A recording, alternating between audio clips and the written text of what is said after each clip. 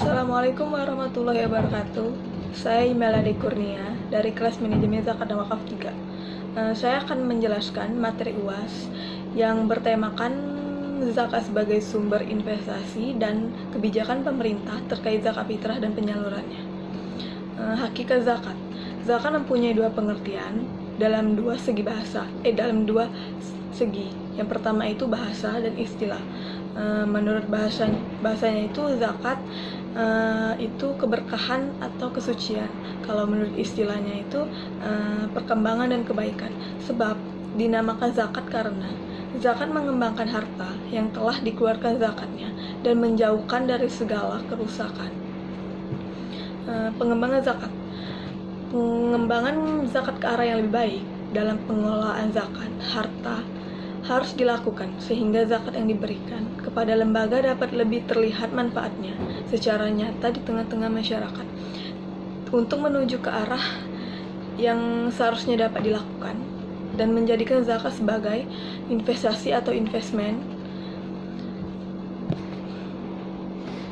Kajian investasi itu melalui zakat dapat dilihat dari dua sisi. Yang pertama, pengaruh kewajiban zakat terhadap investasi, dan yang kedua, pengaruh harta zakat ketika dikelola dengan pola investasi yang bersifat produktif. Pengeluaran zakat terus-menerus setiap tahun dapat mengancam harta dan tidak dapat diselamatkan dari kepunahan. Selanjutnya, kebijakan pemerintah terkait zakat fitrah dan penyalurannya. Zakat dan pemerintah. Menurut ajaran agama Islam, zakat sebaiknya dipungut oleh negara atau lembaga yang diberi modal oleh negara dan atas nama pemerintahan yang bertindak sebagai wakil fakir miskin untuk memperoleh haknya pada harta orang-orang kaya. Pengelolaan di bawah otoritas badan yang dibentuk oleh negara akan jauh lebih efektif.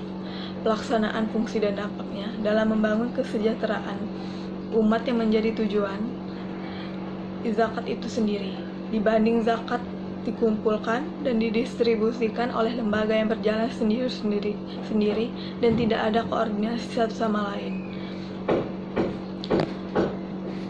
Untuk memfasilitasi kewajiban berzakat dalam Undang-Undang Nomor 38 Tahun 1999, Undang-Undang menetapkan kewajiban pemerintah memberi perlindungan, pembinaan, dan pelayanan kepada muzaki, mustahik, dan amil zakat.